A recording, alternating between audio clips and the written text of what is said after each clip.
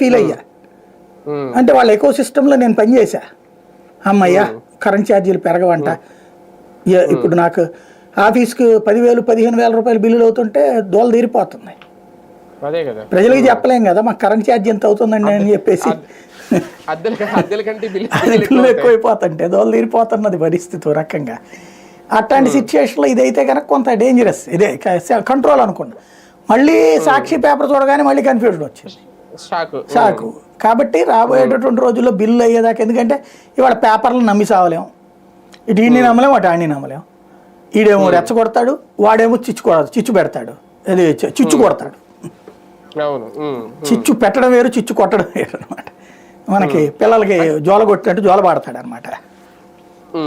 చూడాలి ఏం జరుగుతుంది. అంటే వీళ్ళు ఏపీఆర్సీ వాళ్ళే విడుదల చేశారు కాబట్టి ఓకే, రాజకీయంగా వీళ్ళు రాసి రాతలు పక్కన పెడితే ఏపీఆర్సీ వాళ్ళే అంటే విద్యుత్ ఛార్జీల నియంత్రణ మండలికి సంబంధించి వాళ్ళే ఒక ప్రకటన చేశారు అంటే మేబీ తగ్గుతాయేమో అని అనుకోవాలి. కానీ వచ్చేది సమ్మర్ కాబట్టి ముందస్తుగా తీసుకుంటున్న జాగ్రత్తల రేపొద్దున్న, లేదంటే విద్యుత్ కోతలు ఎలాగా ఉంటాయి కాబట్టి దీన్ని ఏమన్నా ఇది చేస్తారా?